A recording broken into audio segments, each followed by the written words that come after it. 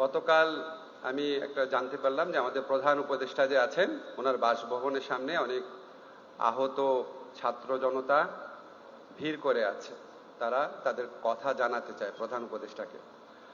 আমি ওখানে গেলাম, যাওয়ার পর তাদের কয়েকজন প্রতিনিধিকে নিয়ে আমাদের প্রধান উপদেষ্টা ডক্টর মোহাম্মদ ইউনূসের সাথে বসলাম। বসার পর ওখানে ঘন্টাখানেক ছিলাম। তো তারা বর্ণনা করছিল কি ঘটেছিল সেদিন। তারা প্রত্যেকে হুইল চেয়ারে ছিল, একটা ছোট বাচ্চাও ছিল। একজন পায়ের কাপড় তুলে দেখালো যে হাঁটুর কাছে গভীর কালো চিহ্ন আর কি। বলো সেখানে সে যখন আহত হয়ে গিয়েছিল ওখানে তার বর্ণনা অনুযায়ী ড্রিল মেশিনের মতো কোনো একটা কিছু ঢোকানো হচ্ছিল। তো চিৎকার করে বলছিল যে আমাকে একটু ওষুধ দেন, অ্যানেস্থেসিয়া দেন যেন ব্যথা না করে। তখন তার বুকের উপর পা চেপে, তার বর্ণনা মতে দুইজন ডাক্তার বুকের উপর পা চেপে তাকে আটকে রেখে বলছিল, হারামজাদা আন্দোলনে করতে গেছিলি না, এবার বুঝ। আরেকটা ছেলে, তার চোখের কালো চশমা ছিল, খুলে দেখালো, পুরা চোখ নিথর, প্রাণহীন। আর একটা বাচ্চা ছেলে গুলি খেয়েছে হাতে, জাস্ট ক্লাস 2-তে পড়ে, সে কাঁদছিল। আর একটা ভাই বর্ণনা করছিল যখন তার সাথে থাকা আরেকটা ছেলেকে যখন সে আনছিল দূরের একটা শহর থেকে, তখন অ্যাম্বুলেন্সে বারবার পুলিশ থামাচ্ছিল আহত ব্যক্তিদেরকে তুলে নিয়ে যাওয়ার জন্য, হয়তো হত্যা করার জন্য আহত ব্যক্তিদেরকে। তখন সে বারবার বলছিল যে এখানে ডেলিভারি কেস, প্রেগনেন্ট মহিলা আছে। সর্বশেষ পর্যায়ে পুলিশ ইনসিস্ট করেছে না, এটা খুলতেই হবে। তখন সে চিৎকার করে দৌড় দিয়ে অ্যাম্বুলেন্স থেকে বের হয়ে যায়, বলে আমার ভাইয়ের মৃত্যু আমার সামনে দেখতে চাই না। তখন একটা আর্মির গাড়ি আসছিল, তার সৌভাগ্যবান আর্মির ভাইরা নেমে এসে তার জীবনটা বাঁচিয়েছে। আমরা যখন এসব বর্ণনা শুনি, আপনারাও যখন শুনছেন, আপনারা বুঝতে পারছেন কি একটা শাসন ব্যবস্থা থেকে আমরা মুক্তি পেয়েছি।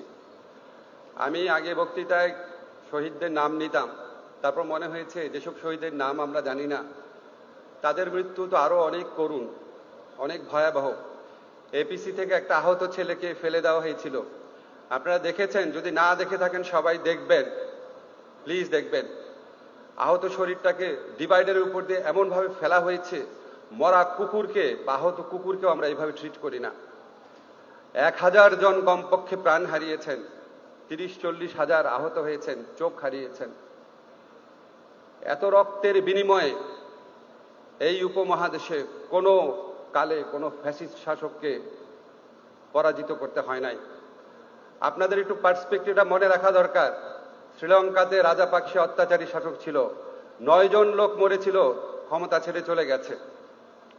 আমাদের দেশে আমরা কথায় কথায় হোসেন মোহাম্মদ এরশাদের কথা বলি, 9 বছরে 26 জন মারা গিয়েছিল তার আমলে। আরেকটু বেশি কম হতে পারে, বাট ক্যানট বি মোর দেন 40।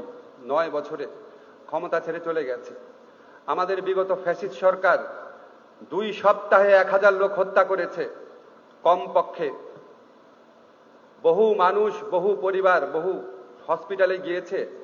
কারা মারা গেছে নাম বলে নাই, কারণ ফার্দার একটা হয়রানি হবে। আপনারা সবাই জানেন এই বাংলাদেশে বাস করেন, এই দেশে কি ঘটেছে। এরকম একটা হাহাকারের মধ্যে দিয়ে, এরকম একটা পৈশাচিক নির্মম ফ্যাসিস্ট ব্যবস্থার বিরুদ্ধে আজকে ছাত্র জনতা তাদের রক্ত দিয়ে, জীবনপণ প্রতিজ্ঞা করে আমাদের শুধু দেশ গড়ার সুযোগ এনে দেয় নাই, আমাদের সামনে এই প্রশ্ন হাজির করেছে যে এরকম একটা ফ্যাসিস্ট নির্মম শাসন ব্যবস্থা, যারা দেশের তরুণ ছাত্র সমাজের উপর গুলি করার নির্দেশ দেয় এবং গুলি চলার পর আরো অনেক বেশি মৃত্যুর জন্য নির্দেশ দেয়, হসপিটালে গেলে চিকিৎসা করতে দেয় নাই। আপনারা অনেক পত্রিকায় রিপোর্ট করেছেন।